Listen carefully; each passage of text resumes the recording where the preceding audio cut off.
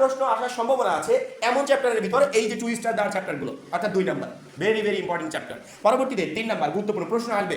4 number এই যে নিচের দিকে যে তীর চিহ্ন দিয়েছি এগুলো সবচেয়ে কম ইম্পর্টেন্ট, অর্থাৎ লেস ইম্পর্টেন্ট, এগুলোকে আমরা আমাদের সাজেশনে রাখছি না। আমি যে চ্যাপ্টারগুলোকে বাদ দিচ্ছি তার ভিতর 4 নাম্বার চ্যাপ্টারটাও সেখানে থাকছে যে আমরা 4 নাম্বার চ্যাপ্টারটাকে বাদ দিচ্ছি। পরবর্তীতে 5 নাম্বার অবশ্যই গুরুত্বপূর্ণ, এই চ্যাপ্টার থেকে প্রশ্ন আসবে। 6 নাম্বারে দেখো আবার সেই 2 স্টার, অর্থাৎ আমাদের 2 সেট প্রশ্ন আসবে এমন চ্যাপ্টারের ভিতর আমরা 2টা চ্যাপ্টারকে দেখেছি। এক হচ্ছে 2 নাম্বার চ্যাপ্টার যেগুলো থেকে বিগত কয়েক বছরে 2টা করে প্রশ্ন আসছে, আরেকটা হচ্ছে 6 নাম্বার চ্যাপ্টার যে চ্যাপ্টার থেকেও বিগত কয়েক বছরে 2টা করে প্রশ্ন আসছে। সেক্ষেত্রে 1 2 3 5 তারপর আমরা 6টা দিচ্ছি। 6 দেওয়ার পর আমরা এখানে 7 নাম্বার চ্যাপ্টারটা দিচ্ছি, অবশ্যই গুরুত্বপূর্ণ একটা চ্যাপ্টার। 8 নাম্বার চ্যাপ্টারটাকে আমরা তেমন একটা গুরুত্বপূর্ণ মনে করছি না, কারণ কি এই চ্যাপ্টার থেকে অনেকগুলো বছরের প্রশ্ন স্কিপ হয়েছে, আসে নাই। 9 নাম্বার চ্যাপ্টারও সেম, অনেকগুলো বছর প্রশ্ন স্কিপ হয়েছে, আসে নাই। এখানে গুরুত্বপূর্ণ হচ্ছে 10 নাম্বার চ্যাপ্টার।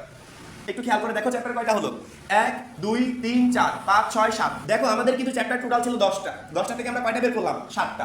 অর্থাৎ 7টা অধ্যায় পড়ে গেলে মানে মিনিমাম তুমি এখান থেকে 10টা প্রশ্ন ইজিলি কমন পেয়ে যাবে। যদি বাই চান্স কোনো ক্রমে একটা প্রশ্ন আমাদের বাদ দেওয়া চ্যাপ্টারগুলো থেকে এসেও যায় তারপরেও আমাদের কোনো প্রবলেম নাই, মানে এখান থেকে তুমি ইজিলি প্রশ্ন কমন পেয়ে যাবে। এখন আমার কথা হচ্ছে যে 2টা প্রশ্ন কমন আসবে, মানে আমি প্রথমে যে চ্যাপ্টারগুলো কম গুরুত্বপূর্ণ সেগুলোকে সাইড করে দিলাম, সাইড করার পর আমার চ্যাপ্টার বের হলো কয়টা, 7টা। এখন এই 7টা চ্যাপ্টার থেকে আমি সাজেশন রেডি করবো, অর্থাৎ 7টা চ্যাপ্টারকে আমি আরো শর্ট করে দিব।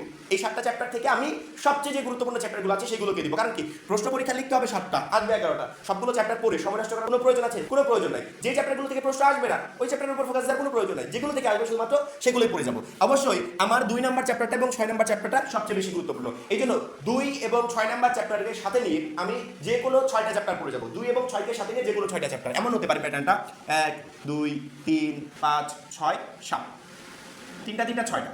এই 6টা চ্যাপ্টার পড়ে গেলে মিনিমাম 7 প্রশ্ন তুমি এখান থেকে ইজিলি কমন পেয়ে যাবে।